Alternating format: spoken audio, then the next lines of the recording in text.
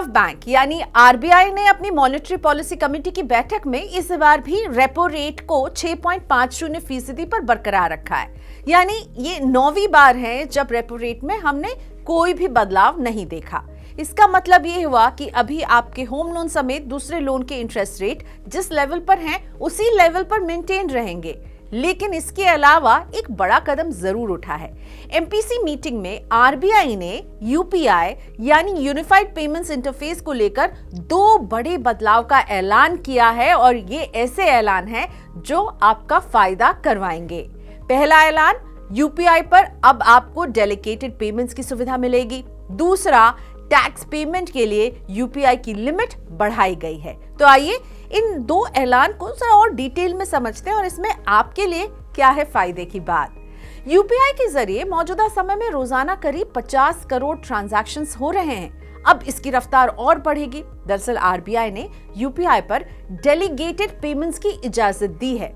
इसका मतलब समझिए, और इसका फायदा ये होने वाला है कि अब आप किसी दूसरे इंसान को यानी अपने किसी फैमिली मेंबर को, अपने बेटे को, अपनी वाइफ को अपने बैंक अकाउंट से यूपीआई ट्रांजैक्शन करने की परमिशन दे सकते हैं। यूपीआई के इस प्रस्तावित फीचर को उदाहरण से समझते हैं। सपोज अभी आपके पास यूपीआई का एक अकाउंट है जिससे आपका बैंक अकाउंट लिंक्ड है। इसका इस्तेमाल सिर्फ आप या आपका फोन यूज करने वाला ही शख्स कर सकता है, यानी आप हैं उसके प्राइमरी यूजर। आरबीआई के नए प्रस्ताव के अमल में आने पर आप अपने बैंक अकाउंट से किसी दूसरे व्यक्ति को यूपीआई पेमेंट करने की परमिशन दे पाएंगे। जिसे आप अपने बैंक अकाउंट से यूपीआई पेमेंट करने के लिए ऑथराइज करेंगे, वो होगा इस यूपीआई का सेकेंडरी यूजर। इस सुविधा के जरिए आप अपने नाबालिग बच्चे, अपने पेरेंट्स या किसी और इंसान को अपने बैंक अकाउंट से यूपीआई पेमेंट करने की इजाजत दे सकेंगे। दूसरा व्यक्ति आपके बैंक अकाउंट से कितनी लिमिट तक यूपीआई पेमेंट कर सकता है, ये प्राइमरी यूजर यानी आप सेट कर पाएंगे।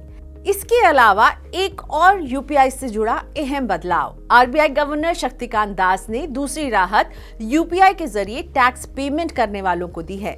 दरअसल यूपीआई के जरिए टैक्स पेमेंट की लिमिट को 1 लाख रुपए से बढ़ाकर 5 लाख रुपए प्रति ट्रांजैक्शन करने का फैसला किया गया है। इससे अब आप यूपीआई से ज्यादा रकम का इनकम टैक्स समेत दूसरे टैक्स पेमेंट्स कर पाएंगे।